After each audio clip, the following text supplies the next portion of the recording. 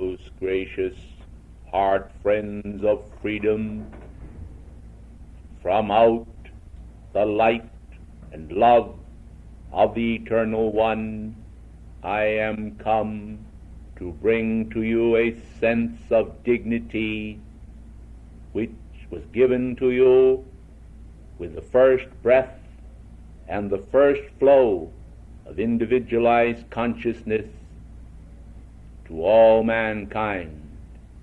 Beloved ones, the release of the sacred fire into human form is a wonderful occurrence which mankind are prone to take for granted, as they do take for granted so many other most wonderful manifestations of the unfailing light of God. When a tiny baby draws its first breath and comes into manifestation, mankind usually welcome the child. When that child comes to a greater stature, it is often not so welcomed unless it can bring some special quality to the world, and therefore mankind are prone to find themselves as lonely ones walking upon the world stage and seeking to find comfort for themselves rather than to express the comfort of God to other parts of life. In this somewhat unhealthy situation which mankind find existing today, the radiance of the ascended masters is charged forth by the power of the ray of truth to enable mankind to see for themselves that as children of the Most High God, the Father loveth each one of his children with a sense of equality, whereby, if they will but recognize the great love radiance which gave them birth, they will find that they will require no succor or assistance from any other part of life. And yet, because of the idiosyncrasies or seeming idiosyncrasies of the universe, when they do not require comfort, it seems that it will be quite evident. For people are quite prone, beloved ones, to assist those who do not require assistance, and to withhold their assistance from those who require it. This may not be the most gracious act which mankind could express. It may not be the will of God, and yet this is a quality of human nature. I am certain that those of you who are dedicated to serving the sacred fire will recognize that it is strictly up to the graciousness of your own hearts how you serve that law. Beloved ones, the law does not compel you to act in a proper manner. You are given free will, and yet, beloved ones, there is a recording made of each act and each thought of an individual. Therefore, mankind would be ever so wise if they would always direct their energies and their attentions toward the Most High in each individualized expression of God whom they meet, recognizing that by doing this specific act of mercy, they will be extending the hope of heaven to that life stream without any qualification whatsoever of the human consciousness. This will bring about a freeing action in the life stream who desires to do the will of God. It will have a side effect of an exalting nature upon the individual to whom the Son of Heaven is expressing their mercy. Beloved ones, you can never err as you express the qualities of mercy and kindness to one another and to all men. I am certain that graciousness and acts of nobility shall become more frequent upon this planet as the golden age advances, and as men realize that the Christ consciousness needs to be expressed rather than repressed by the wiles of the human, which in all of these centuries have not given the earth their freedom. Beloved ones, It has been repeated often that I once said that humanity were frequently worse than animals in the jungle. Well, beloved ones, I am certain that while it is true that I made this statement, that the hopes of heaven are much more exalted for mankind, and therefore as the days pass, we expect to see a renaissance in human consciousness whereby individuals shall express the illumination of the golden age in a manner hitherto not expressed upon earth by the mass consciousness, but always expressed by those few who loved the causes of heaven in every age enough to give themselves to those causes that they might serve God and man.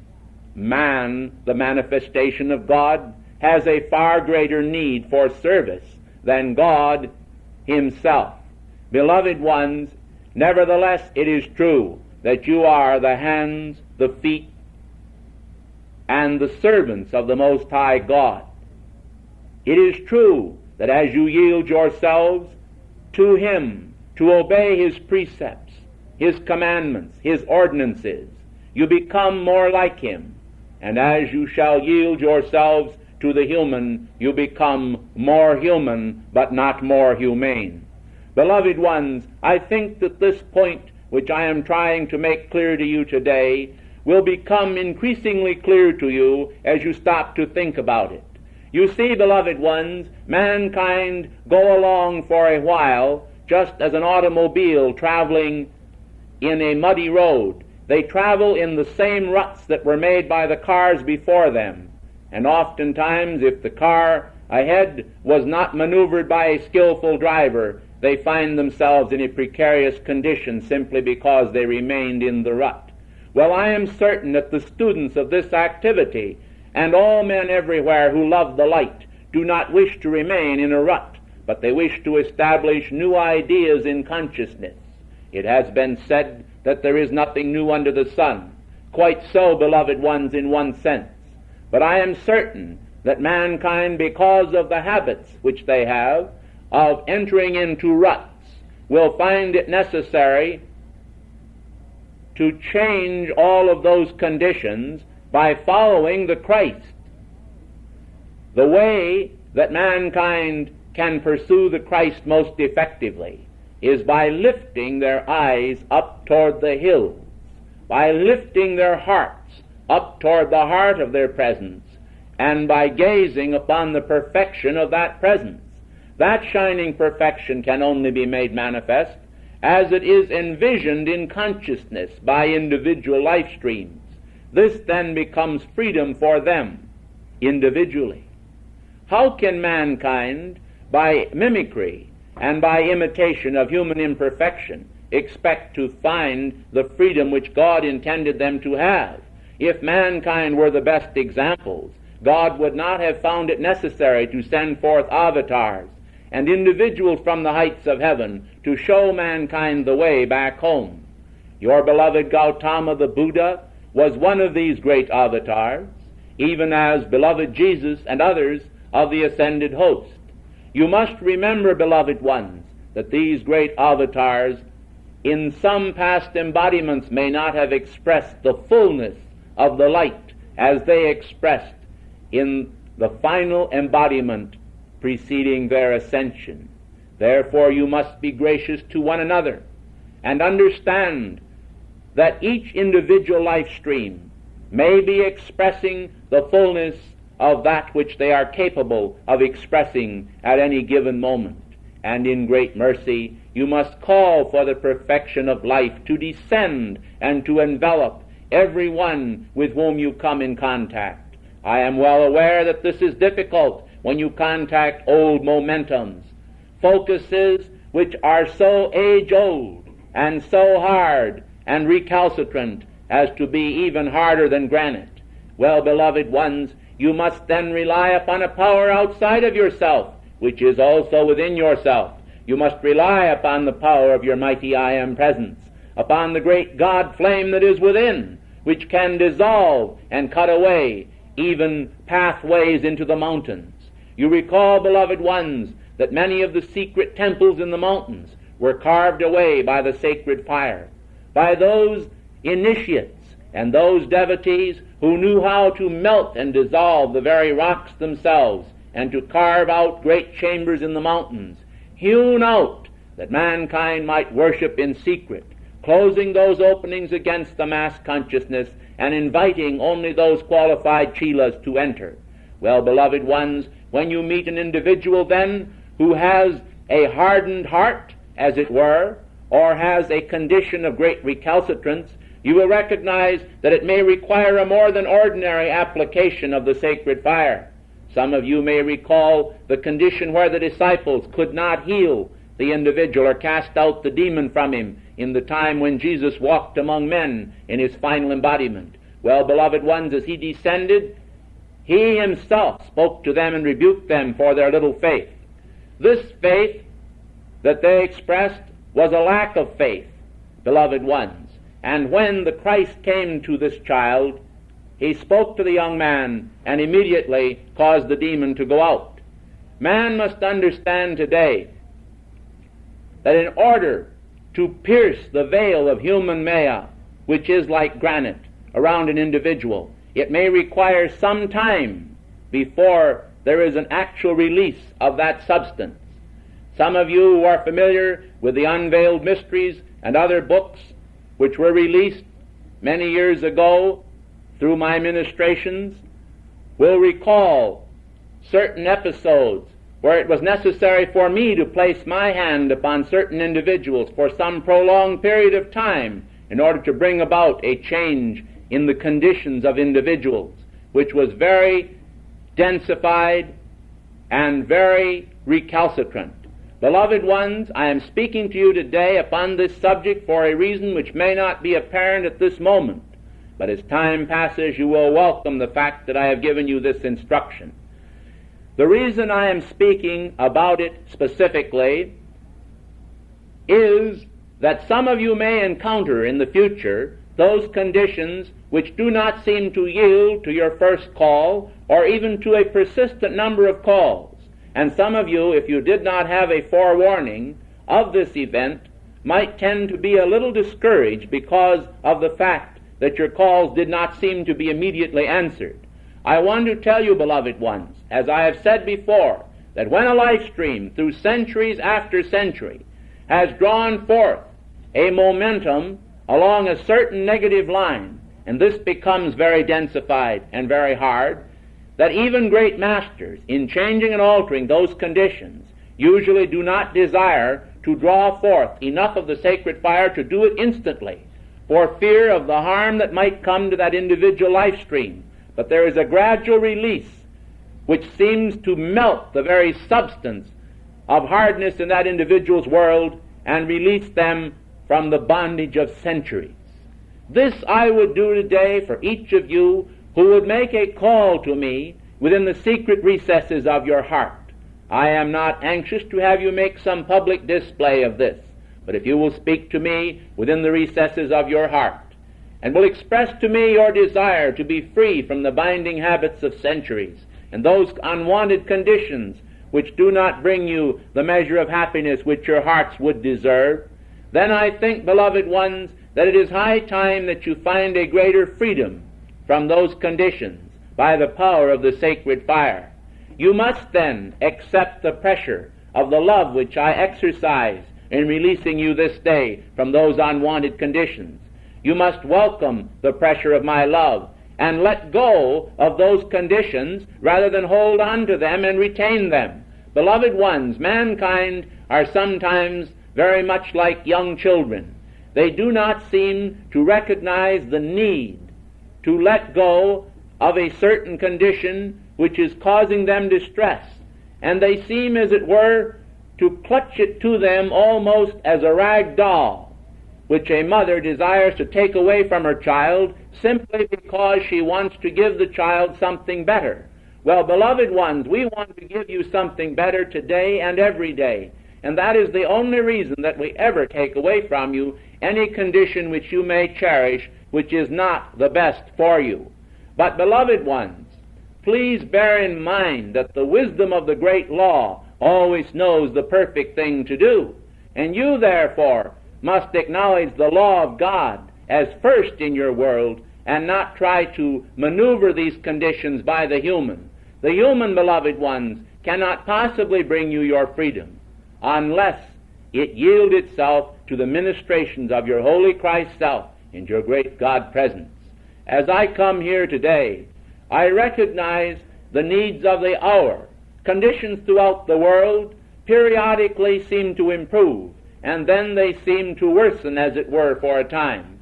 This is understandable from the law of the great cycles, and today I find a very recalcitrant condition expressing itself throughout the world in the political arena, and I therefore ask those in this group to make special calls that there come about a great release in the feeling world of mankind, particularly those who are associated with governments and the diplomatic levels.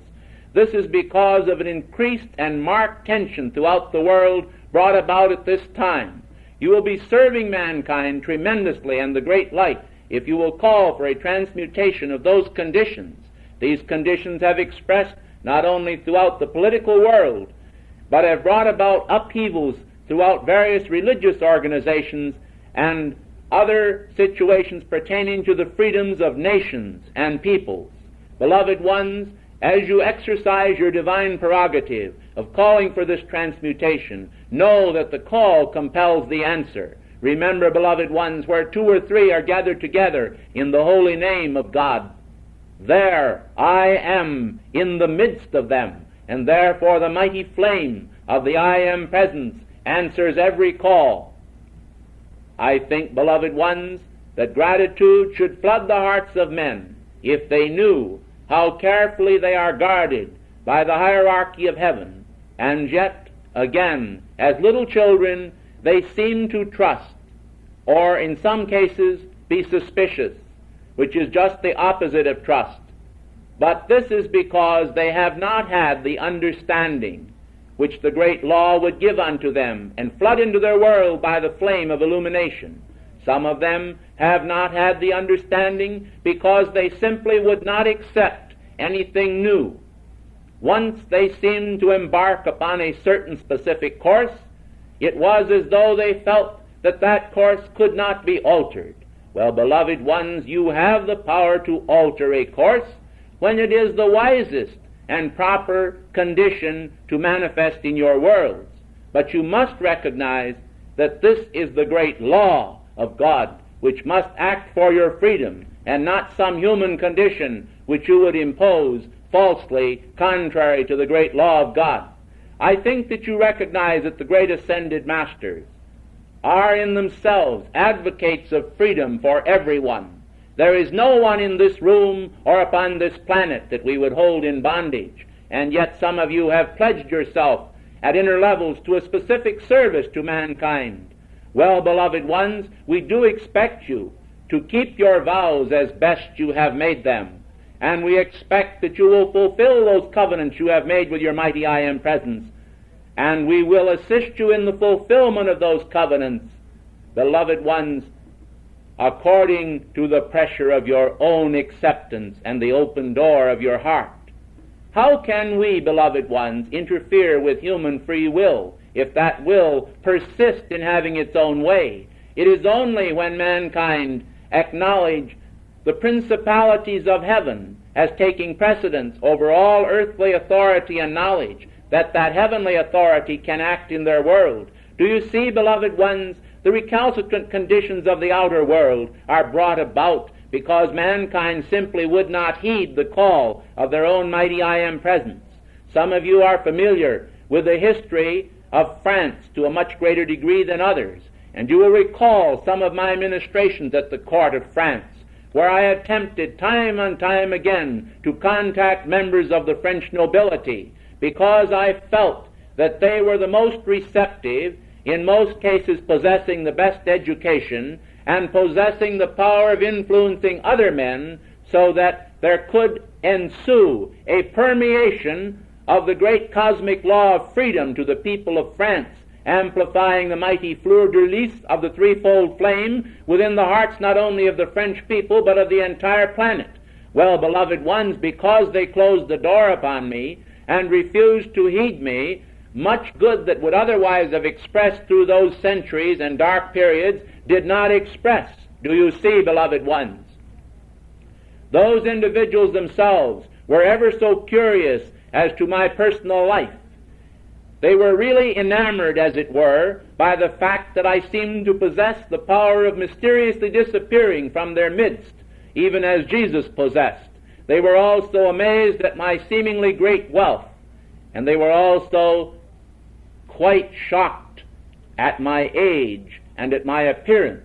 Well, beloved ones, those of you who can understand human nature will see that although they were pleased at the mysteries involved in my existence, they were not pleased enough to express the freedom which I advocated, and therefore the world was the poorer and suffered greater penury simply because they would not accept that on behalf of mankind which mankind required.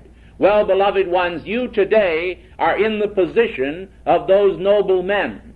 You have an example today before you in the thoughts that I have expressed to you. And if you will take those thoughts to your heart and expand those thoughts by the power of the 3 times 3, you can be, for mankind, those noble men and women who will accept the call of freedom within their own world and will bring about, through the center of influence radiated from your own force field and being, a new renaissance of beauty, loveliness, gentility, and assistance to the planet Earth. Well, some among mankind may say, I simply am not great enough. You may say, dear Saint Germain, I cannot do this. Well, beloved ones, don't you think that I know that in your outer self and human self you cannot do it? Of course, beloved ones. Do you think that I myself expressed all that I expressed because of the human? Certainly you must recognize, if you stop to think about it, that I expressed the radiance which poured through me because of the divine. Well then, beloved ones, it is the gracious power and nobility of the divine one within you which must perform its precious work and service to mankind. How else shall there be a change? Beloved ones, when the Christ expressed among men, think you that it was the spirit of the man Jesus, or was it the radiance of the cosmic Christ which expressed through him?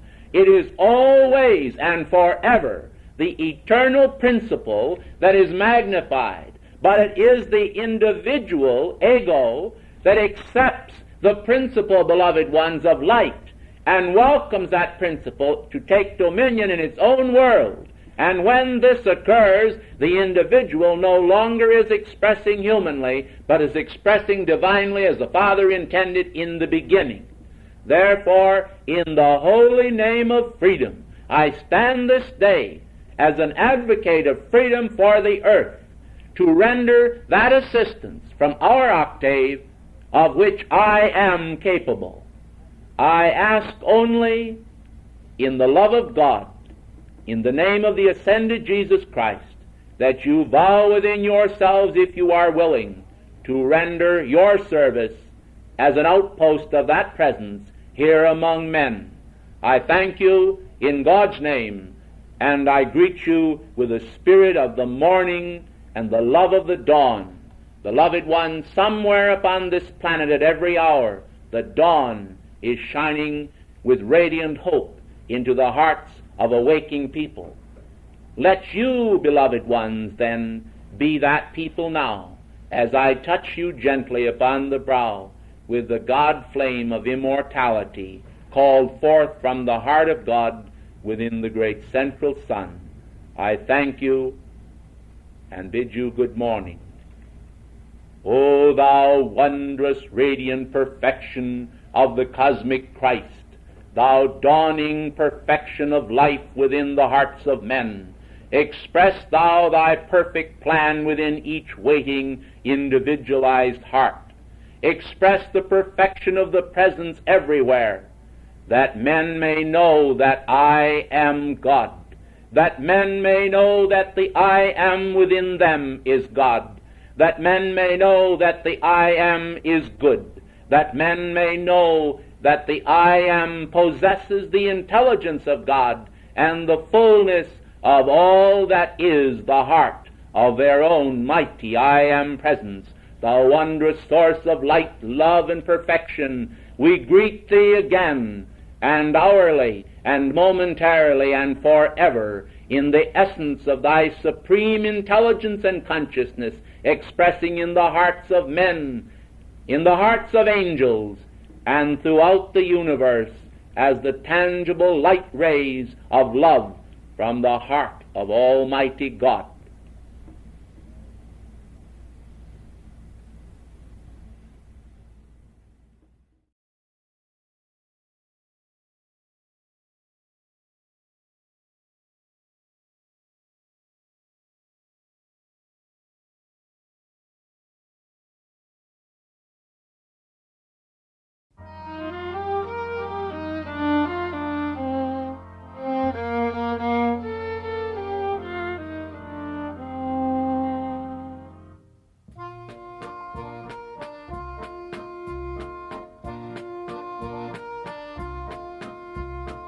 Beta, beloved, thou we adore, be with us always, we implore. Thy healing power will set her free, in holy light a son to be. God's will divine our pattern is, it grants each one eternal bliss. So help us now God's will to do, and have within thy heart so true. Our newborn children and our youth shall bring to earth God's flame of truth, from realms wherein they did prepare, to God's great cosmic banner bear. O Meta dear, to thee we call, protect, supply, and guard them all, their parents and their families guide, and may thy love in all abide.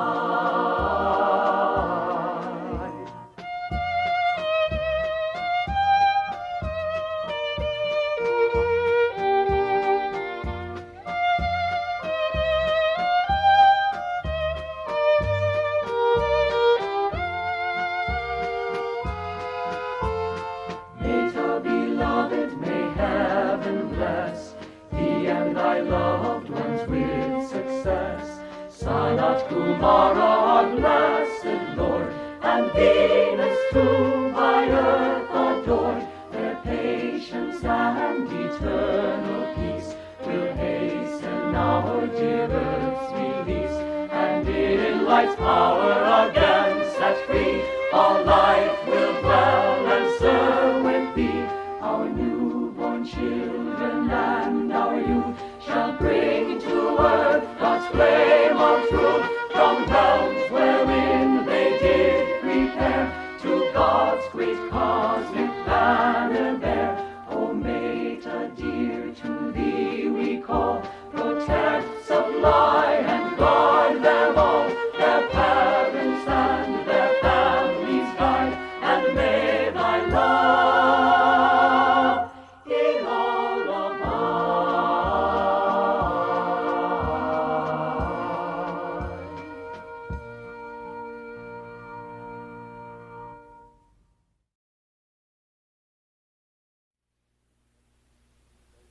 Devotion, he has attended to the formation of each sinew and joint, even within the physical form.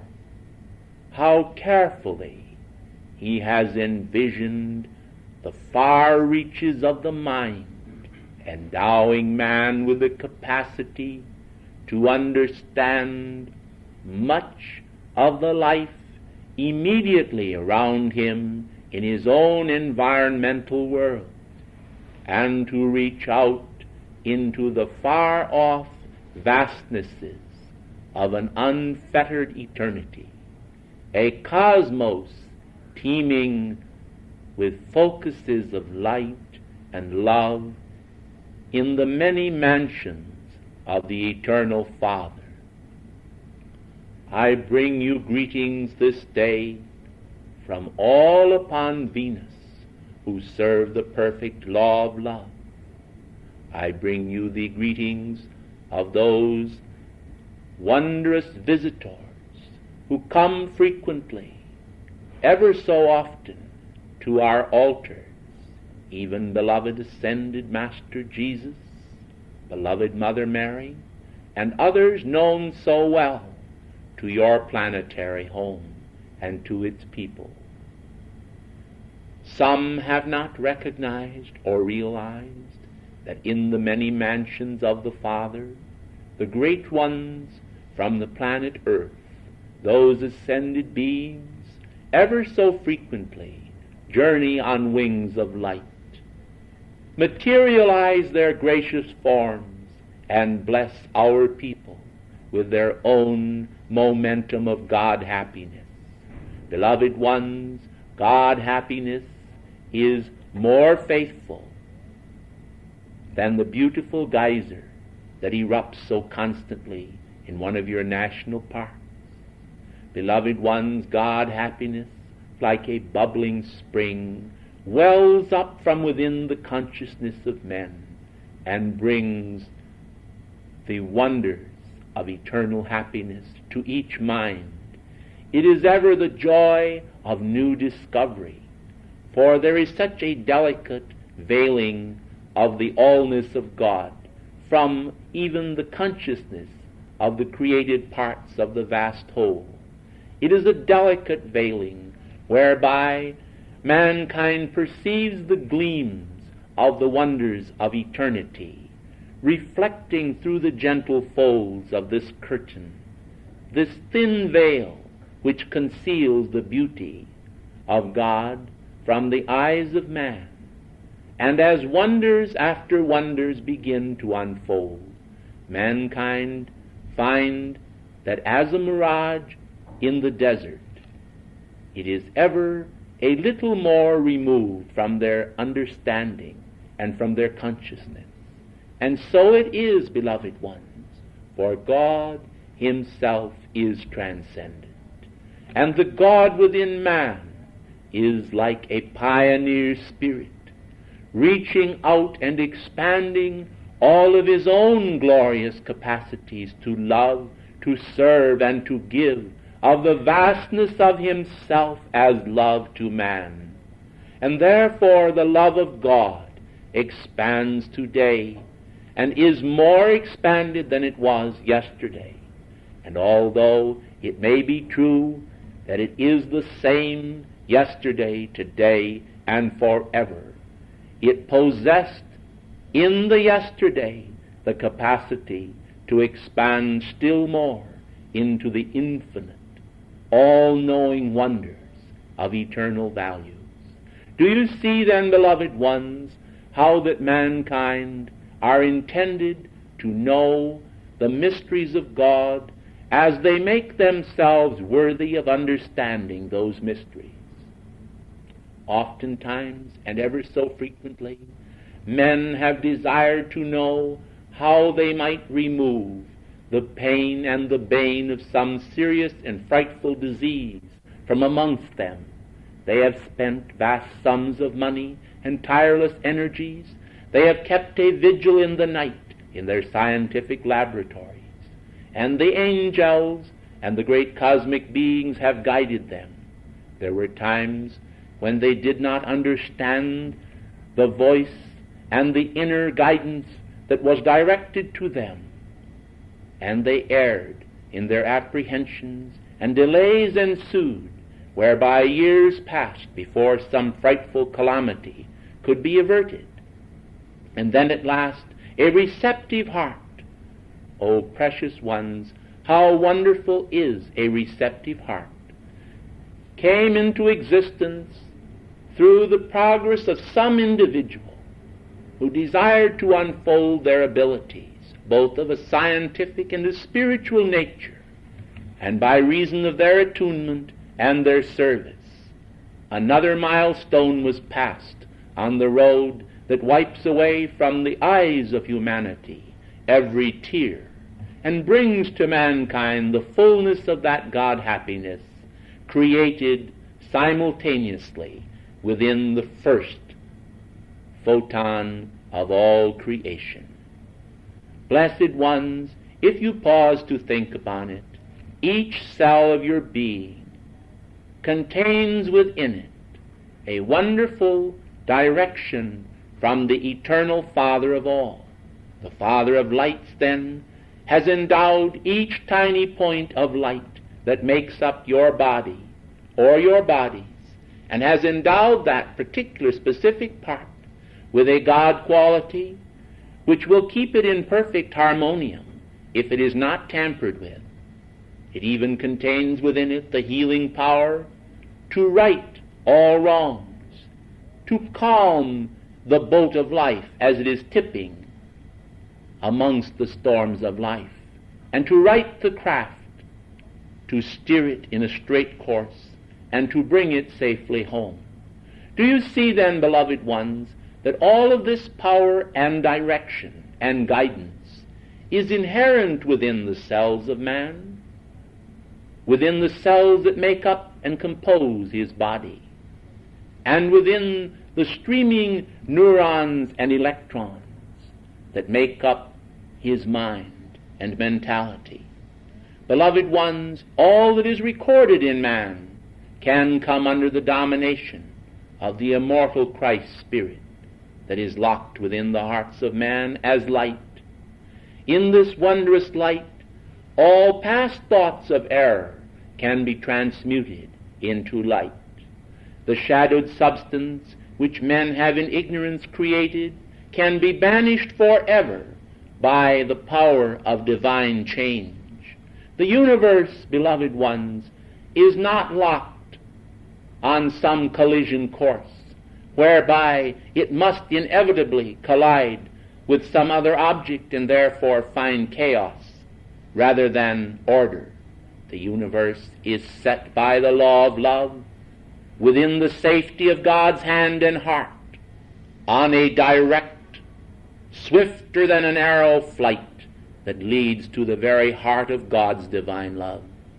Beloved ones, then, try to understand that it is the negative ideas of man, the sense of calamity, as epitomized in the words of Job, the things that I have feared have come upon me, that brings to mankind much calamity and much undesirable and unwanted conditions.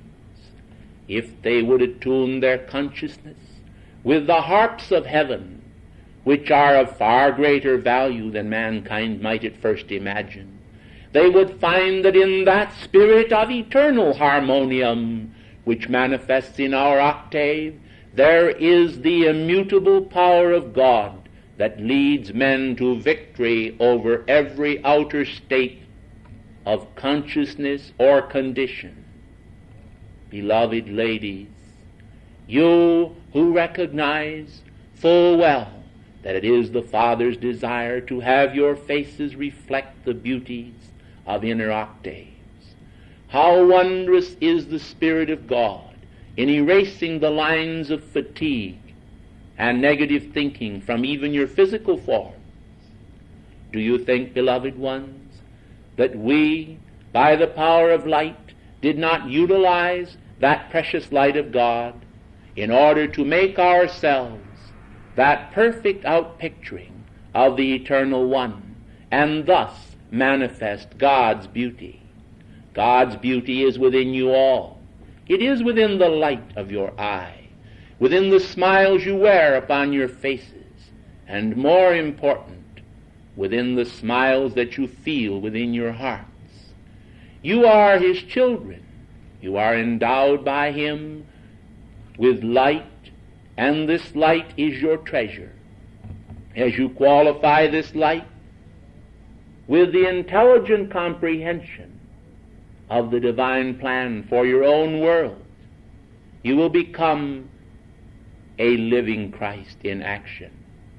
If, beloved ones, through some unwitting movement of your consciousness, you contact the negative thoughts of mankind and outpicture error, then, as a karmic condition, this must be sometime met and conquered.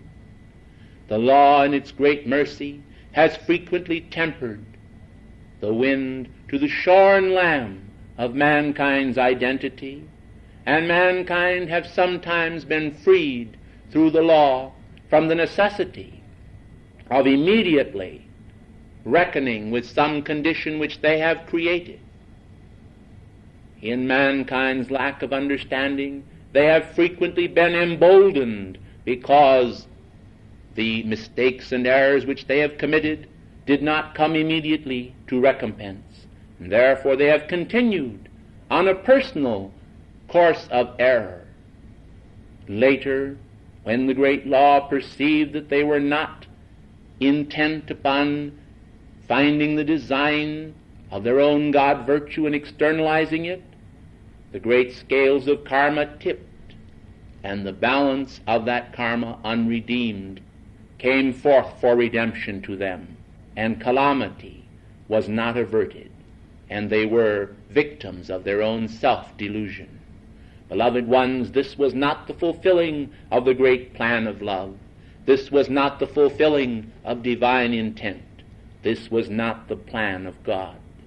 Nevertheless, the law in its great mercy has found that innumerable individuals who themselves were carrying a heavy burden of karmic conditions, when they came to a place of understanding and loving the law of God, could be given mercy, and their karma could be lifted from their backs. They could be given strength and intelligence and wisdom. They could be trusted with the divine talents and the power of God. And then, because they were trusted with it and performed in a noble manner, the great law was satisfied, and those individuals ascended into the light. Some of them, entering the ascended state, found that some of their karma was still waiting redemption at inner levels, and therefore they served at inner levels to clarify, to purify, and to correct every wrong condition which had ever manifested in their world. Beloved ones, when Jesus walked among mankind, he taught that heaven and earth could pass away, and yet not one jot or tittle of the law would pass until all would be fulfilled. Those who have desired to tickle the ears of mankind have often brought to mankind's attention a state of vicarious atonement, a state of someone else paying the debts for each individual. This was pleasing to men who sought in doctrine escape from truth.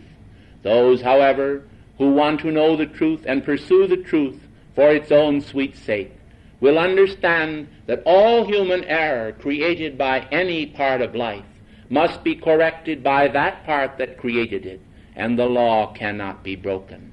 And therefore, in its great mercy and love, ever so frequently, when individuals demonstrate a desire to manifest the perfection of the law more than they desire to manifest the imperfection of the outer, the great law descends upon them and gives them the power to perfect their worlds and to set their house in divine order.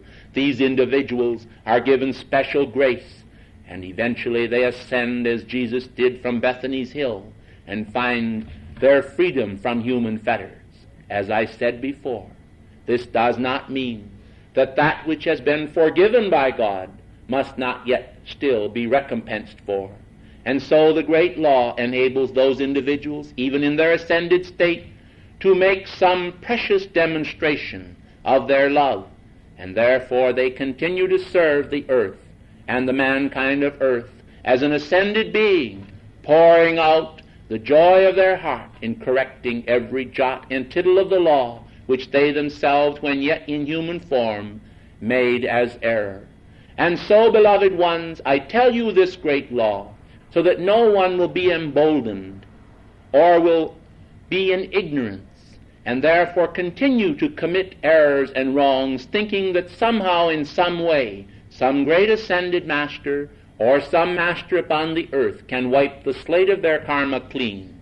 This cannot be, beloved ones. Only their own beloved mighty I Am presence and the justice of the eternal law of truth can do so. I am not speaking of forgiveness. Forgiveness is automatic. Whenever a wayward child errs, the immediate flash of the all-forgiveness of God goes out to that heart. But, beloved ones, that is not recompense. Forgiveness is a quality of its own self. It is a quality of the Godhead. But recompense is also a quality of the Godhead. And all things must be brought under the power of divine justice.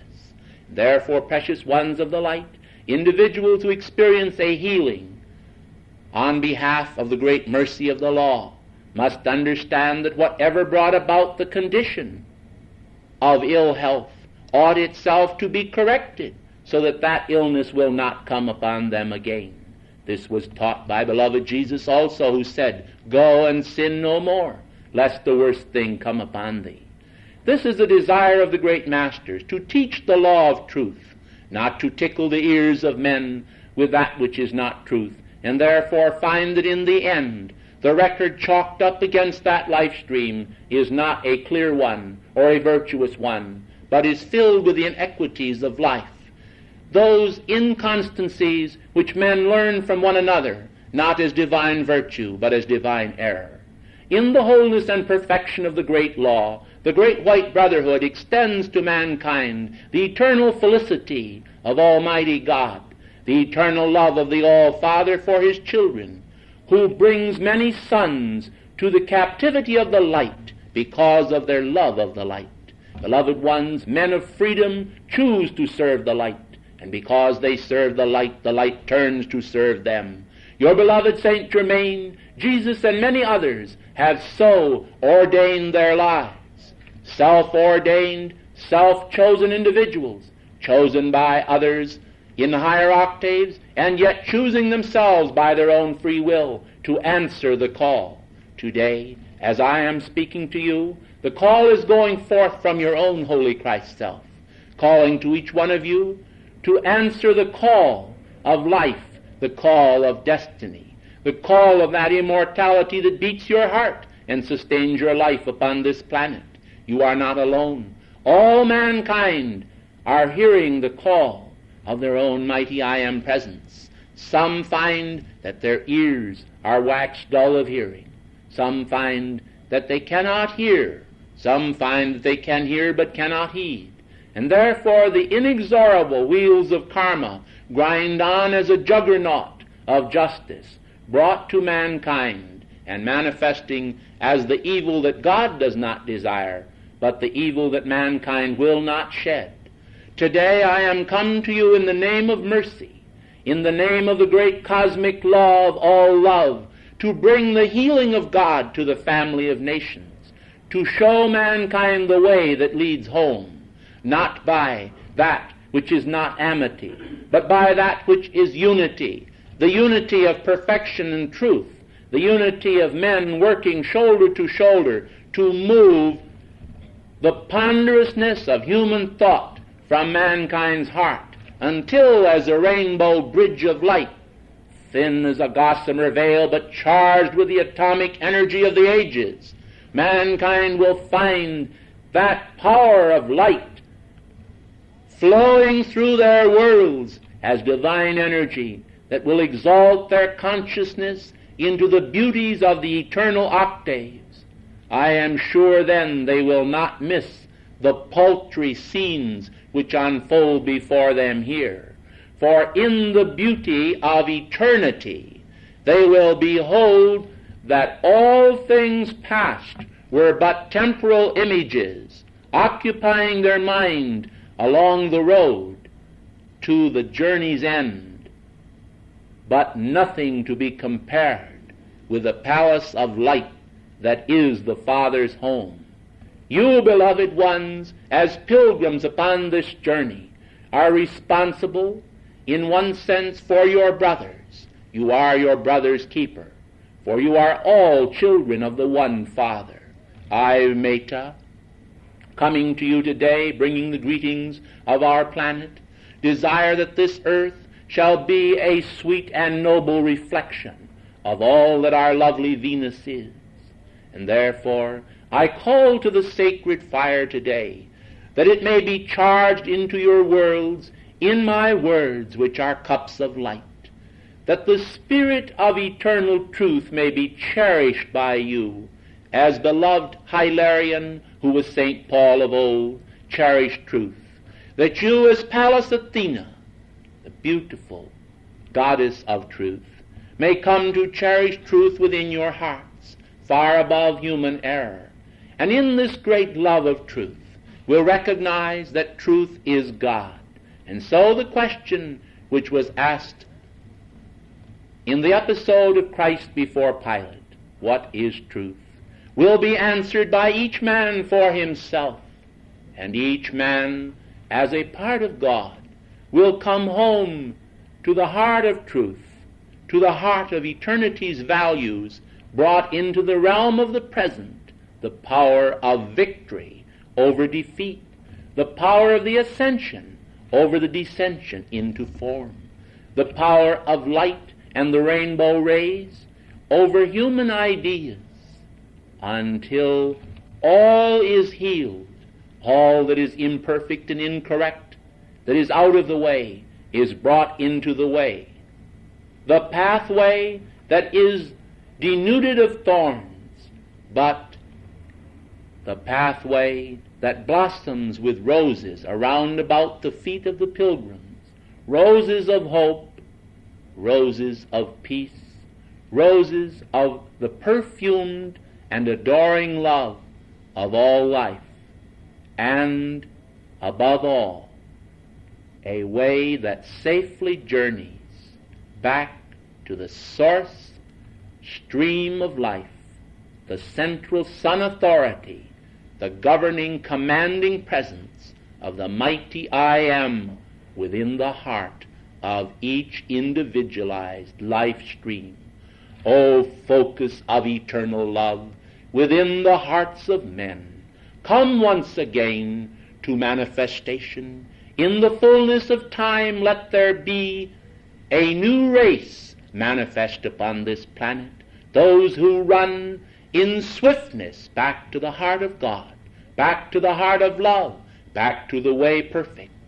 And in this all-knowing let there stream forth from the mind of God and man a joint union, cooperation of oneness that lives in beauty, peace, and comfort eternal. I thank you.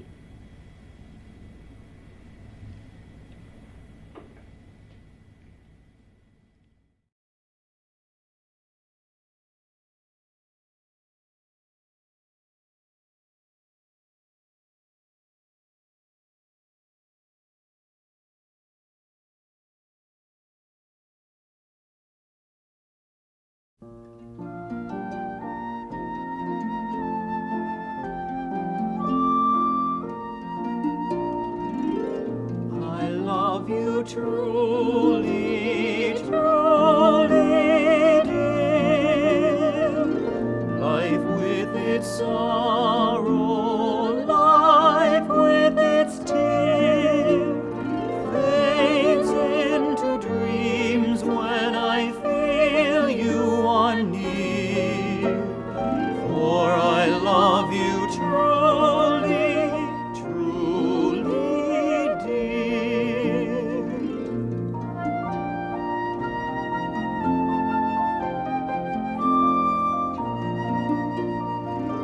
Our love, 'tis something to feel your kind hand. Ah, yes, 'tis something by your side to stand. Gone is the sorrow, Gone doubt and fear, for you love me truly. truly, dear.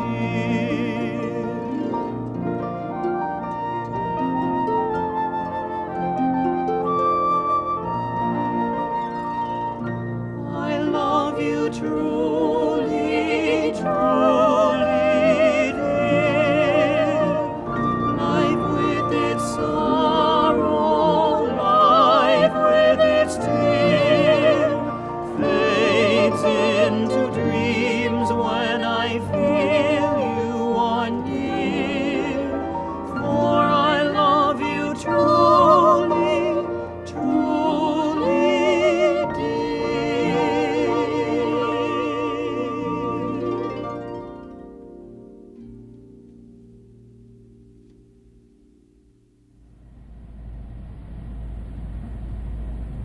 profound is the wonder of the presence of God. And I would this day, as upon a magic carpet, told to mankind in the tale of the Arabian Nights, exalt your consciousness to bear with me upon the wings of the wind, and to travel over a planet of shining perfection endowed with the beauties of immortal life. Beloved ones, as you gaze downward upon this earth with its alternate patterns of green, brown, and the white of the snow-covered hills, you may recognize that below are human hearts like unto your own, endowed with the same thoughts and feelings, the same hopes, and unfortunately at times permitting the same despairs to occupy their mind.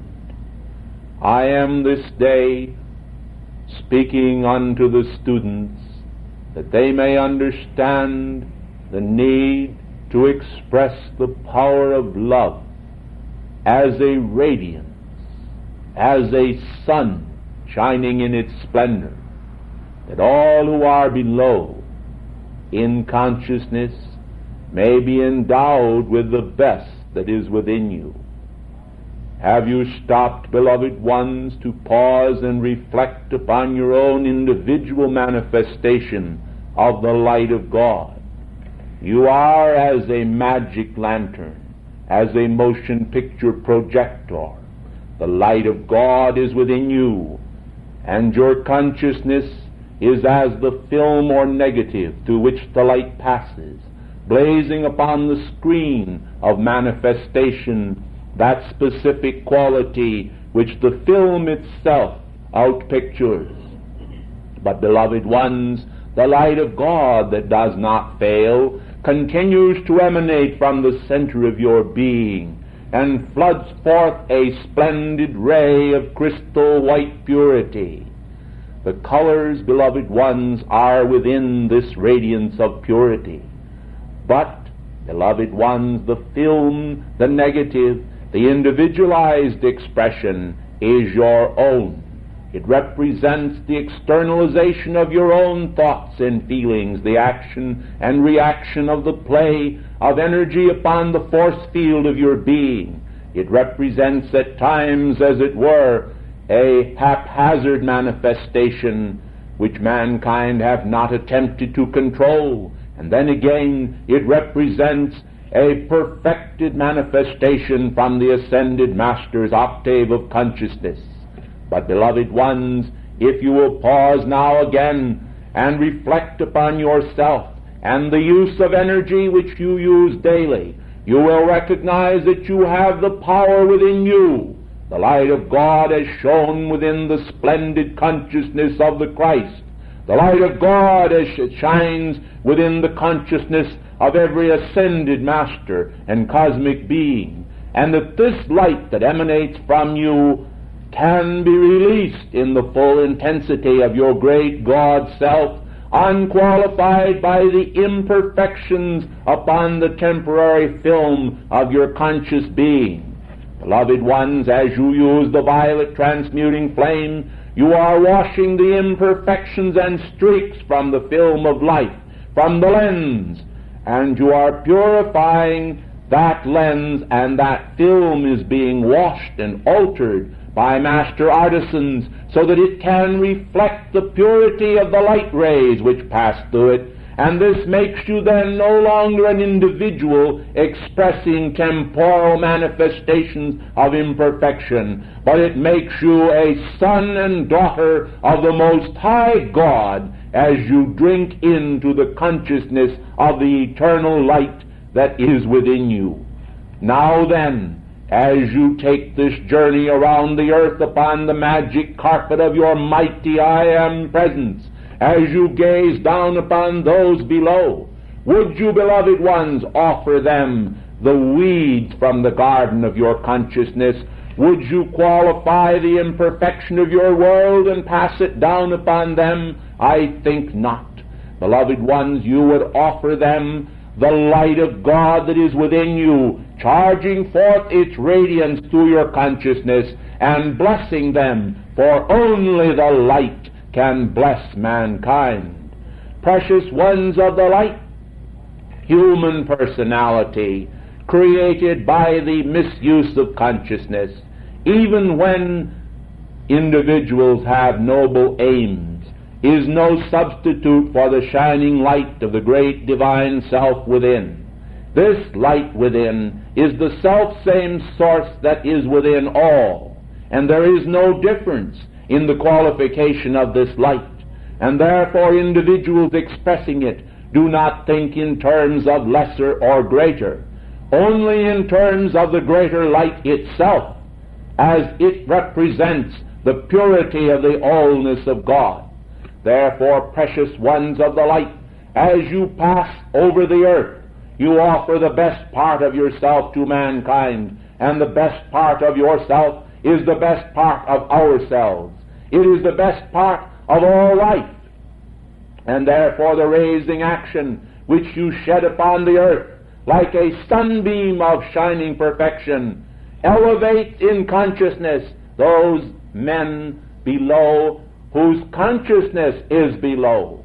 Precious ones, the squalor and the misery, the imperfection, the disharmony and disunity, all that which shines upon the screen of life as shadow and reflects there as imperfection, can be altered by the radiant light of God.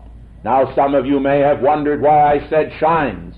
Beloved ones, imperfection has a sparkle because it is sustained by the power of misqualified energy. The light of God is misqualified by mankind, and therefore there is a sparkle of allurement, the maya and the glamour of the outer world.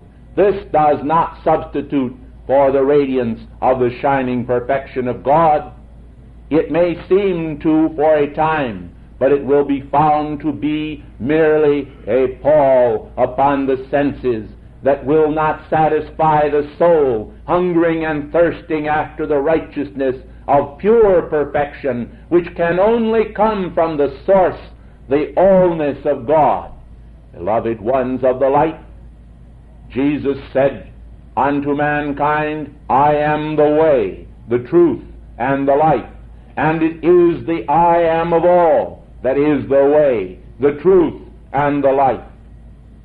Mankind, seeking to find happiness, pursue the phantoms of vain imaginings, and they do not find the satisfaction which their soul thirsts after. As I am come this day into this place,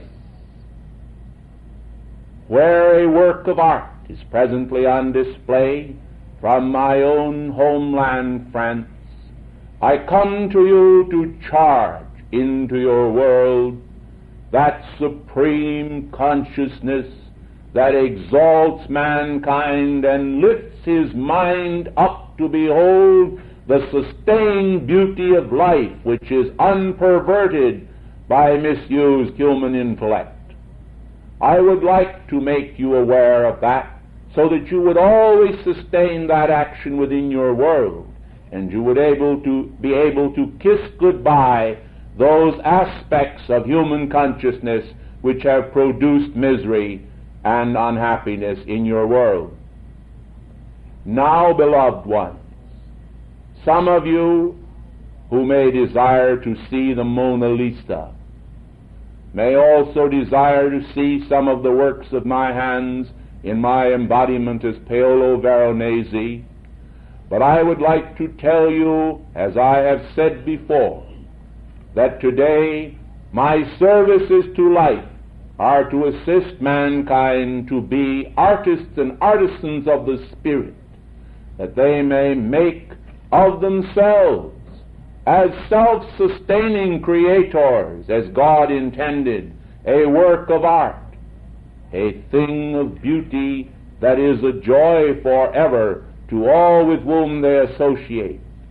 The highest expression of art and music, the highest expression of culture, is always high only because it is charged with the divine radiance of the Spirit. Precious ones of the light, just so long as human ego and consciousness is utilized by an artisan, that individual colors the work which they produce with that ego and prevent the full manifestation of the inner aesthetic beauty that is inherent within a pure thought form. Those of you who are accustomed to appreciate the greatness of art will understand that it is the greatness of the thought within the heart of the artist or sculptor which is expressed and which lends nobility and enchantment to the creation of that individual. It is not, beloved ones of the light, the mere fact that an individual is able to understand the laws of symmetry and motion which can be learned. Many artists, beloved ones, study at the feet of a very great teacher, and they memorize the forms and the various curvatures of line that blend the skillful attitudes of human anatomy and other forms into a creation of line symmetry. And yet, beloved ones, there is lacking in their creation a soul, the breadth, the depth, the height of nobility. Man, then, in their inner perception, stand before this painting and recognize it not. They recognize it not because there is not a masterful production inherent within it. There is a production of mere line, of form, and ego, and the desire to express greatness. Young artists today so frequently, in their desire to find name and fame, have forgotten to express the great art that is within them. And therefore, as I am speaking to you today, I would like to draw a parallel thought to your own individual lives and to make you aware of the fact that you individually, as you change and transmute the film that is in the projector of your consciousness, you will be altering the picture that is cast upon the screen of life, and therefore you can become a manifestation of artistic perfection designed in the form of a son of God or a daughter of God. To accept the present standard, whatever it is that is expressing in your life as the acme of perfection, is of course an error which even your finite selves is instantly aware of. But to understand that now is the hour when you can begin to change those unwanted conditions into the perfection of God and the allness thereof is entirely a different idea which may require some assimilation by your inner consciousness. However, I urge upon you that you speedily understand and accept within your world the fact that you have been given the power by God to alter all circumstance according to a cosmic set of laws. Those standards of perfection and those standards of cosmic law which are understood and manipulated by every ascended being. You then are no exception to those laws. Neither are any other. None upon this broad planet are exceptions, for all come under the same domain of cosmic law. Some think that they are above the law or without the law. This they cannot be, for life itself has an equity which is within it, and the equity of life is the equity of God. The goddess of justice expresses, her voice is heard. All of those divine beings must be heard, whether it be in a soundless sound which is not captured by your ears, or whether it be in a sound which you can hear tangibly. Some of you have heard voices speaking to you. Well, beloved ones, the voice of God always speaks of truth and beauty. The voice of God always elevates the consciousness. The voice of God always elevates man's thought and raises it toward those heights which are absolutely pure and beautiful. When then individuals hear a voice that urges them to commit an act which is not compatible with the decency of an ascended being, let them instantly know that it is not the voice of God. The voice of God is pure and peaceable and gentle, and yet it has the power of immortality and the power of the crashing worlds within it. For all of the worlds that have been created in the past, in universes unknown to your present history, were all formulated by the voice of the Word, made flesh, made manifest in form by the power of the great cosmic law. Mankind someday will be able to understand how to go back to read the Akashic records as they now read the histories of the world. Then those archivists of the spiritual laws will assist mankind as they unfold an understanding of how perfection can come about. Men have read history and observed in history all of the imperfections of the past, but have they understood from those mistakes how to correct them and amend them? You can behold for yourselves that this has not been. And therefore I would like to remind you today that the need is to look toward the future of the shining perfection of spiritual law, that which is not embellished, for it needs it not, but that which is the radiance of all eternity, stainless and pure, manifesting in octaves of light, and yet available to every son of heaven. Precious ones, mankind strain every ounce of their energy. They strain their very souls to attain some particular eminence among men. And yet, how few upon this broad planet truly seek with their all to know the Father's will, the Father's beauty, the Father's greatness.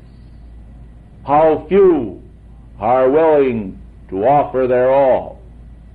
How few are willing to be a server of higher dimension, to serve the great cause that will cut the earth free.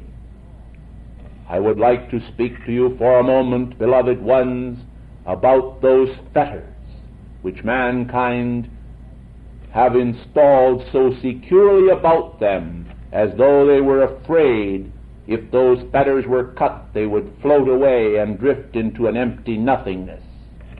I would like to tell you, beloved ones, that this is not truth. This is not truth. Mankind need have no fear that if they cut the fetters which bind them to the earthly consciousness, they will drift away. For the immortal consciousness of God is within the holy temple of their being. And as the psalmist of old said, to whom shall we go?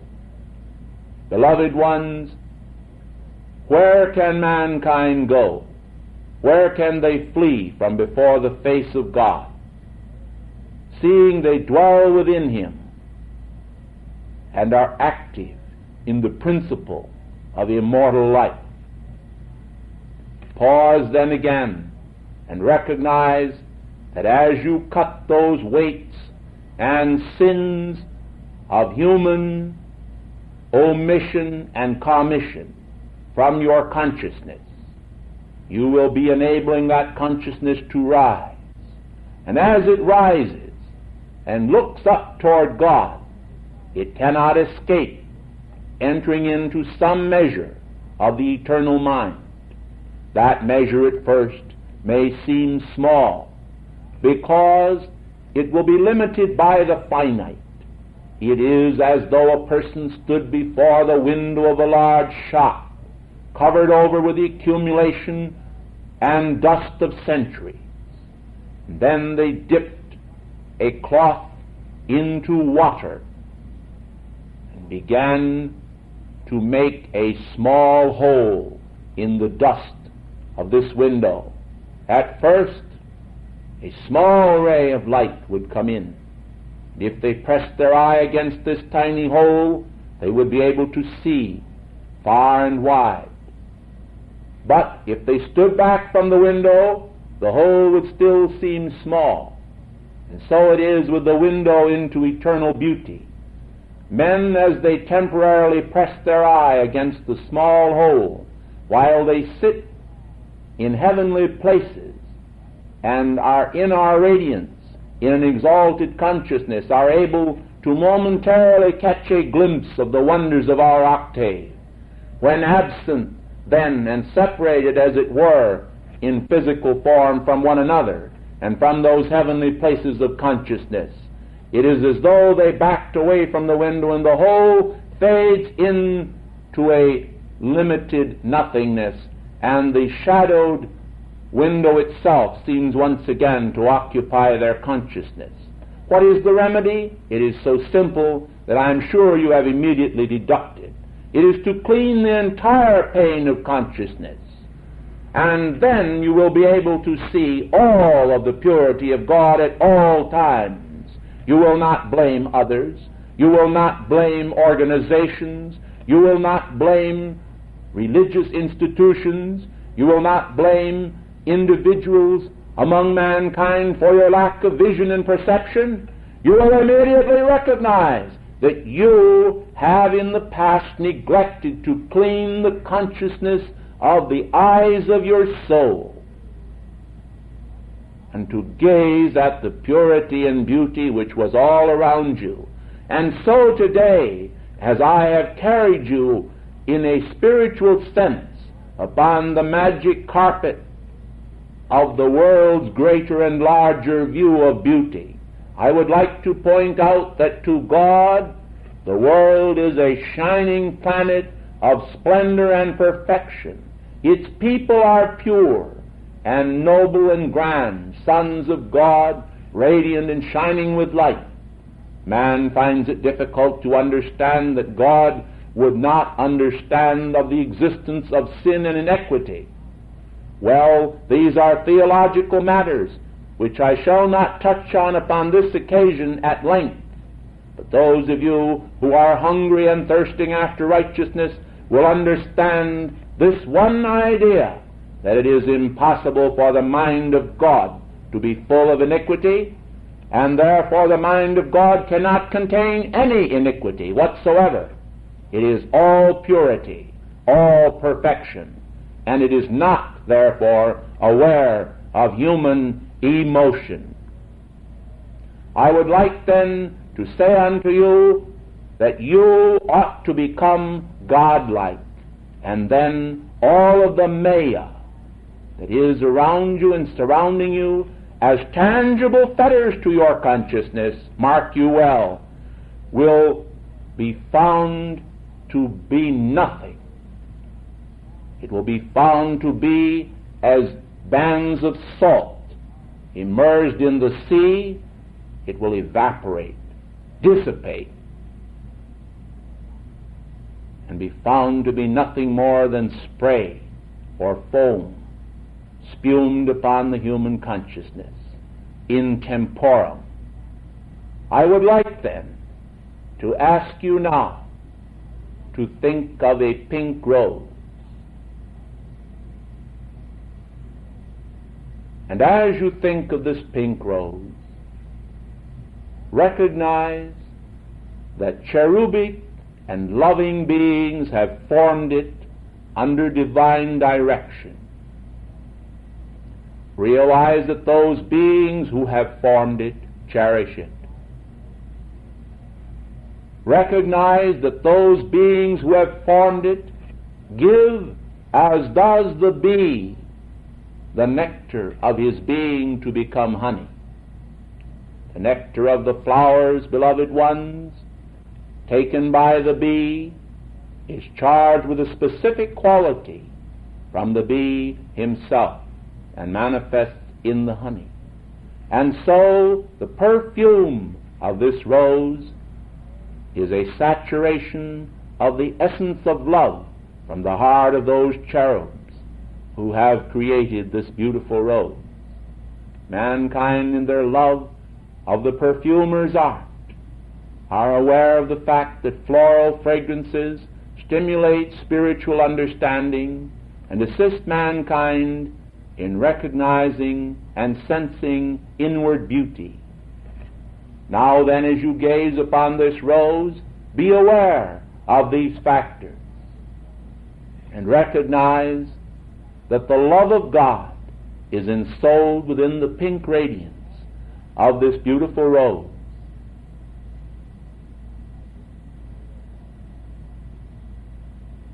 Recognize now, beloved ones, that the never-failing light of God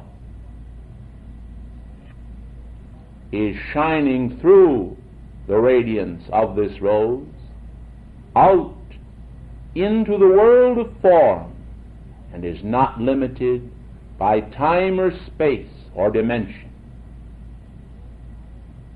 That in every human consciousness, this lovely rose, symbolizing the love of the Maha-Chohan and beloved Mother Mary, of beloved Orion, of beloved Chamuel, and of every one who serves upon the third ray, as well as the Chohans of every ray, and of every son of heaven,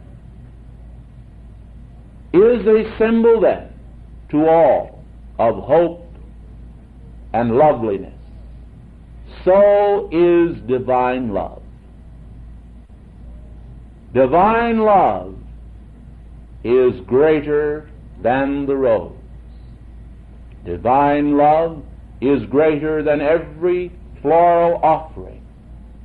Divine love is greater than all manifestation. Divine love is greater even than beauty. But remember well that beauty and loveliness in form and being is born of divine love. I thank you.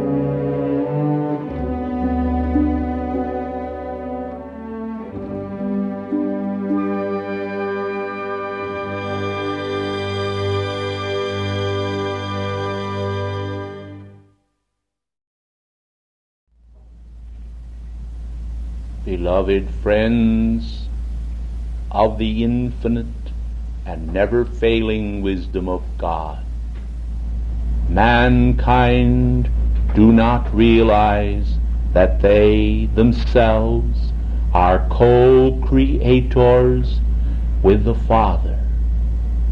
They do not realize that they themselves are responsible in this role of co-creator for the beautiful and wonderful universe with all of its infinite facets and capacities for beauty and loveliness. Mankind have externalized a momentum and a concept which does despite to the pure radiance of eternity compressed within the moments of mankind's allotted span. And because of these base concepts, which are not at all basic to the universal law, mankind have drawn wrong conclusions and have abided in mortal concepts to their own hurt. The virtue of the realization that they are co-creators with God is to draw them up once again to that source of the eternal reality from whence they came. Beloved ones, every conference which we hold in the Grand Teton Ranges seems to bring us a deeper sense of the need to bring forth the teachings of the ascended masters to more and more of the mankind of earth, and to make known unto them the wonders of his love. His love is realized by those who have the wisdom to perceive it just as well as by those who have the will to perceive it. Precious ones of the light, there are so many different facets of the Divine One made manifest in the character of the individual seeker. And yet, precious ones of the light, there is a spirit of truth, and that spirit of truth is the spirit of the pure Christ. This pure Christ truth possesses and has command over all of the Akashic records that are written in all of the archives of the universe, and is able on the instant to draw from the divine mind of God all the wealth that is stored there. Unfortunately, as mankind embodied in mortal form begin the process of ferreting out the truth within those records, they must perceive through the clouded and opaque images which they themselves have placed between their vision and the light of truth. Beloved ones, the light of truth breaks through in its shining and pierces the gloom of human concepts. The light of truth is stronger by far than all the opaqueness and shadowed enclosures with which mankind have surrounded themselves. And yet there is a shifting emphasis in human thought which causes individuals at different times to have and to reflect those moods which are wholly mortal and are not in any way to be connected with the truth about the being of man. Because individuals are frequently the victim of their own moods, they actually resemble a pattern of the weather itself, and one day they find themselves to be filled with sunshine and the buoyancy of universal love. Another day they are enclosed around about, as it were, by the opaqueness of clouded weather conditions. Well, beloved ones, the wisdom of God is so vast and so wonderful that it desires to give mankind a release from those feelings that are not the pure sunshine of the love of God. It desires to train mankind in the way which he ought to go, that as man, seeking to understand the mysteries of God, comes to realize that he is, after all, a child seeker desiring to become a manifestation of God. He will recognize that regardless of his physical age, the chronology of his own individualized embodiment, he is able to become as a little child before the heart of his own divine presence and seek for the wisdom behind the wisdom from out the great central sun, the wisdom that every ascended master cherishes and loves. Beloved ones, I ask you now, is wisdom which is not practiced truly wisdom at all? If mankind know the law and deign to perform the services of the law, how can they then retain the knowledge of the law, seeing that the form and matrix which they are creating is contrary to the law of perfection? In time, beloved ones, if mankind persist by cosmic law in creating a matrix of imperfection, it becomes their master, and they become a slave to it. When mankind recognize then the importance of this law, they will see why it is necessary to pay allegiance to the divine Christ intelligence of the universe, because by reason of man's externalization of the Christ intelligence of the universe, he is able to weave for himself a garment of truth into which he may slip and walk gently among men as a benign personality. Precious ones of the light, I would like today to honor many of the ascended masters who represent the wisdom ray. I do not desire to name them all, lest I weary you, for they are many, and yet I am certain that many of you are familiar with the love of my beloved predecessor in this holy office, beloved Kuthumi, and how Kuthumi served without ceasing to externalize in God design the immortal wisdom of the eternal spheres. Precious ones of the light, the Taj Mahal stands in radiant splendor today as one of the wonders of the world, devoted to the love wisdom of this soul and embodiment then. Precious ones, Kuthumi has served without ceasing to bless the mankind of earth with the true and right teachings of the great white brotherhood, which have given to many their freedom, and in days to come shall be a source of infinite freedom to the mankind of earth. O beloved ones, if you would stop for a moment in your busy days to consider this world teeming with life as we do, to recognize that the minute circle that actually orbits around your own personality is very small indeed if it consists merely of those personalities with whom you rub elbows, so to speak, and contact by rubbing shoulders in the multitude directly around you. Beloved ones, stop to consider for a moment the many nations upon this world. Consider the hearts of the people of those nations. Consider, if you are a co-creator with God, how that you in a sense have a part in the creation of this rolling sphere. Beloved ones, if the mankind of earth could go back in time to that era before they took embodiment, before they wore the stain of one error thought upon their consciousness, and they could recall for a moment the beautiful wonder, the crystal clear radiance of those moments when the divine immaculate concept for the earth planet was locked within the heart of God, if they could perceive the beautiful thoughts which God radiated forth in wonder, thoughts which he desired to share with each individualized expression of himself, which should walk upon this paradise sphere of perfection.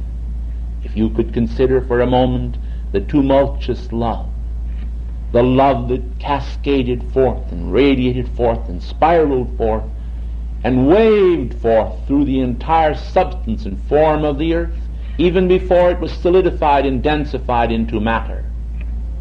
If you could conceive of those moments and see how the heart of the Eternal One actually beat with the impulses of pure love on behalf of the creation, of those individuals who were to be vested with form, were to walk upon this platform of this blessed planet.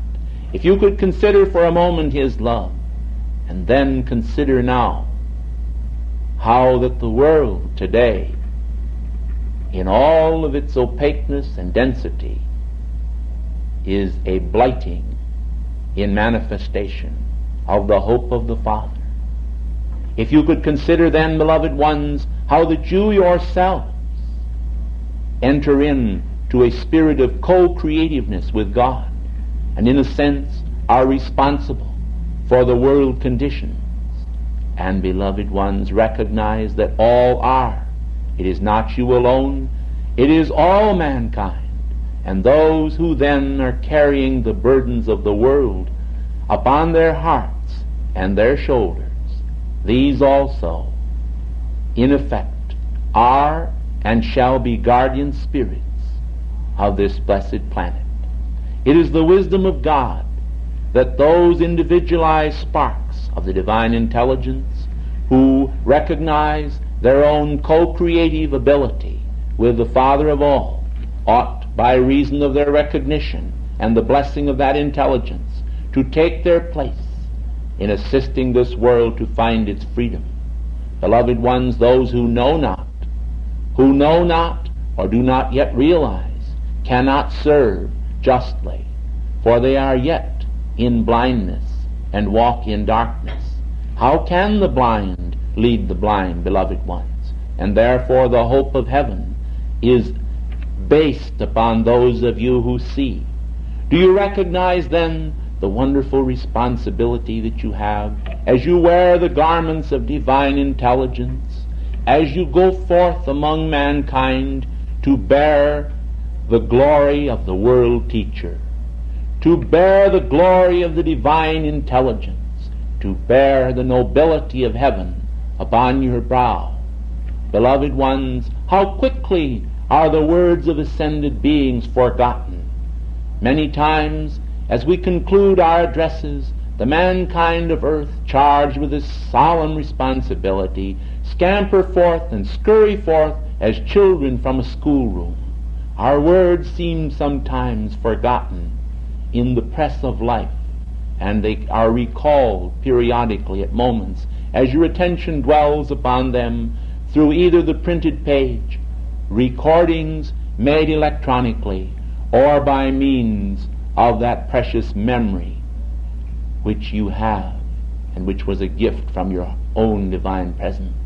Beloved one, that memory can be charged by the power of your attention with such diligence that you will be able to recall a great deal more of our addresses if you will place your attention deeply upon us during the time of the dictation, and ask your Holy Christ self and your own mighty I Am presence to anchor the thoughts and ideas which we are releasing into your world in such a manner that it will be an assistance to your precious life stream and will be a source of enablement whereby you will be able to help others through the radiation which you will release to them, received directly from our heart.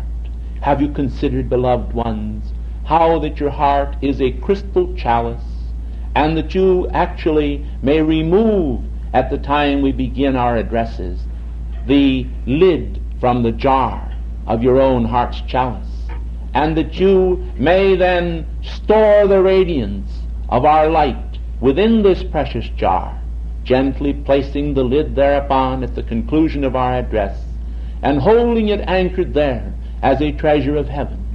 Then, beloved ones, when you come into the presence of some individual to whom you wish to release our radiance, you have but to make the call to us, to the one giving the address, or to your God self, and gently remove the lid to this precious chalice jar, and let the perfumed essence of our words, our radiance, our thoughts, our feelings and ideas, and our love stream forth into that one's world, asking at that hour that we charge it with the amplified power of our protection and perfection, so that that individual may be given a mounting service to assist them to find the truth of their own being.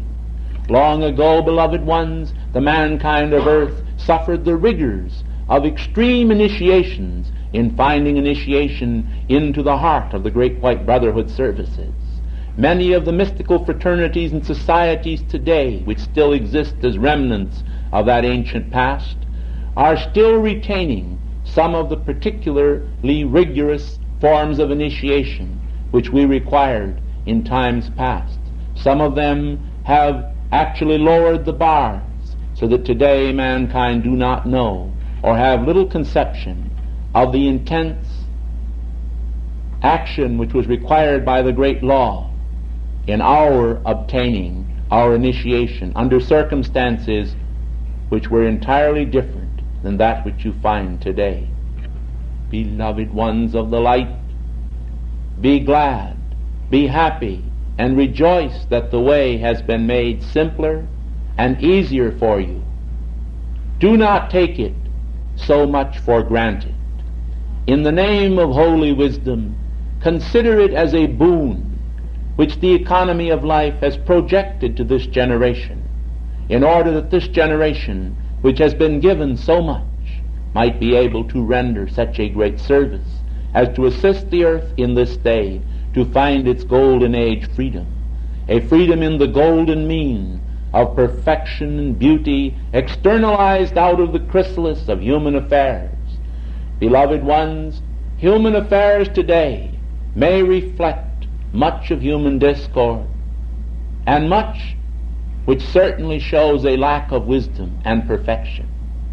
But I tell you that if the law of God be applied, today that law is even more efficacious in action than it was in the days when we won our freedom.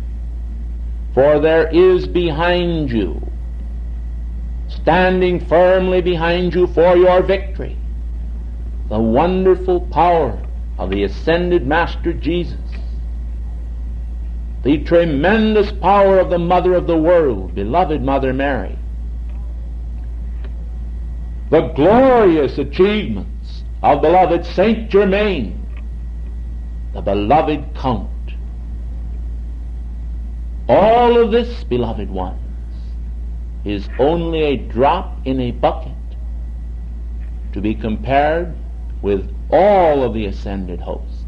And all of the ascended host stand ready to assist you to your victory.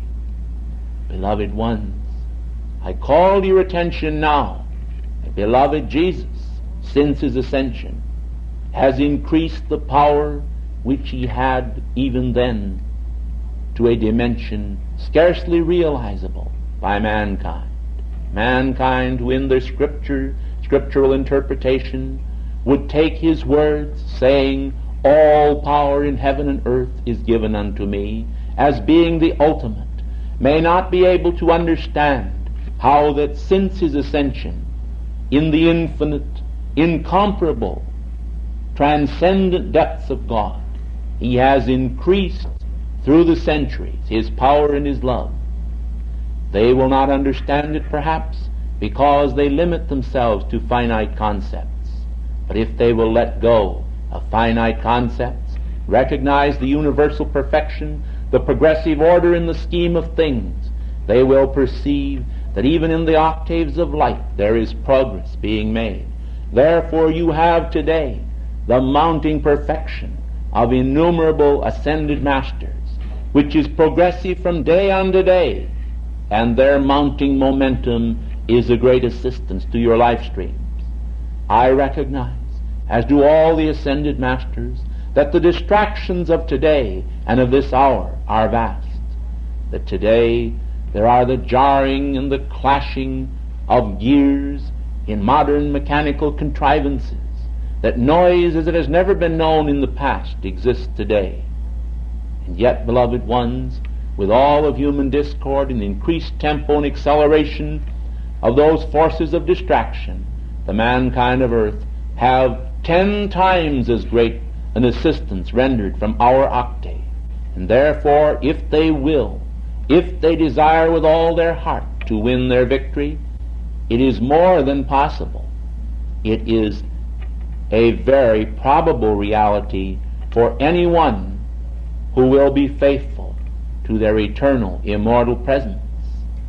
Individuals whose hearts are pure, who have no ulterior motives in that which they do, who look directly toward the face of God and desire to perceive it, recognizing that error has abode in their mortal concepts but does not abide in their heavenly being, can find their freedom from the heart of God, whose love is unparalleled in all eternity, in all existence. Beloved ones, the love of God stands without a peer. I tell you, beloved ones, there is no love greater than the love of the Father for His creation. And it is a travesty upon human thought that individuals have imagined that this God of love, with all of His mighty wisdom, should desire aught else than the perfection of His children. Certainly, beloved ones, man has free will, and by their misuse and abuse of that free will, they have externalized error. But, beloved ones, the love of God that shines to a more perfect day is most penetrating, and through the karmic scales and other methods reaches out and appeals to all life to find the virtue of the source that gave them birth. I tell you, beloved ones, that at the Grand Teton Conference this year, there was a recognition by all the ascended masters there present that regardless of how much radiance of our love had been poured out upon the earth, that it was not enough. We recognize, beloved ones, that we have held back, perhaps even unwittingly, in all of the wisdom we have had, from releasing the great love which we have for mankind. We feel that perhaps our reasons for not releasing it was because of mankind's recalcitrance and tremendous resistance to the will of God. It seems, beloved ones, that when we poured our love out, that mankind has actually been as parched ground, as a thirsty blotter. They have quickly assimilated it, but it seems that in short order it has been forgotten. Therefore, we in the past did not release all of the radiance which we would have desired to release, fearing that it might be externalized in vain. Now at the council in the Grand Tetons this year, the decision was made to call to the great karmic board, and we have called to the great karmic board, and we have asked that an unlimited and infinite quantity of divine love shall be permitted by the great cosmic law to flood this entire earth. We have asked that we may focus it upon those who do not even desire it, in order that it may dislodge in their consciousness those points of resistance which stem from ignorance. In their great wisdom, the goddess of justice and the goddess of liberty have rendered the decision of the board. They have recognized that this is a necessary step, and that the powers of heaven must themselves be shaken to recognize the need to give mankind greater assistance. You see, beloved ones, the great cosmic law has always been that mankind must themselves call forth a certain measure of assistance before the great karmic law would permit us to release the fullness of our assistance to the earth. And so there has always been a requirement based upon a certain percentage from the octaves of earth, which had to be offered first before we could offer ours. This has not been entirely changed, but it has been altered to permit a tremendous radiance to flood the earth this year. This is an experiment which we are trying now in order to assist mankind in the hope that mankind, by this great release of divine love, will find an answer to that which they have not found in the commandments of God alone, in the great law as it has stood before their being. Therefore, beloved ones, we do not yet know, because we are not able to predict the unpredictable reactions of mankind, just what will be the result of this release of love.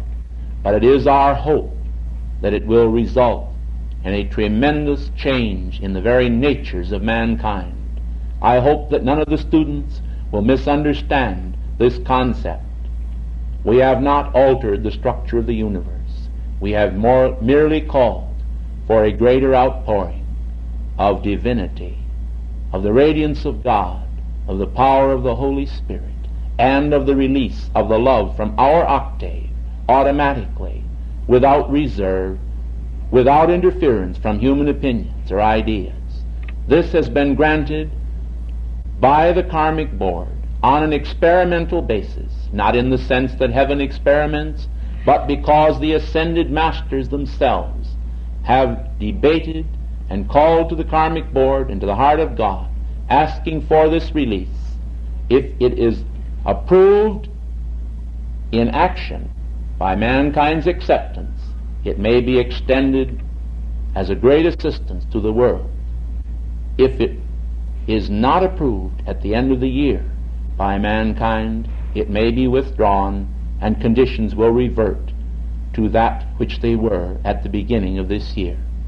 Beloved ones, the use of this spiritual treasure, the use of this fragrance then, will be a determining factor in the speedy release of this planet, for it represents from our heart and from the simplicity of the ascended master's octave our opinions as to that which would cause mankind to find their freedom, and that quickly. And therefore, in divine wisdom, by divine power, we have released and will release through the years torrents of divine love from the very heart of God within the great central sun as a blessing to every one, both those called the good and those called evil. All shall receive the blessing. The rain shall fall both upon the just and the unjust.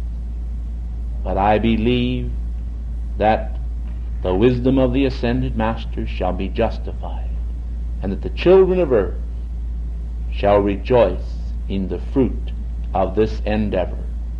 Our hand and our hearts and our minds have been pledged to you. I am certain that you shall not forsake us, even as we have not forsaken you. From the heart of the Grand Teton, from the glory and radiance of this holy mountain, from the altar and the all-seeing eye and the rays thereof, I bless you and I seal you by the wisdom of the Infinite One. May the power of Saint Germain, the protection of America, the protection of freedom, the extension of the Godhead be performed to the glory of God by those savants of the great white brotherhood whom we call brother. I thank you.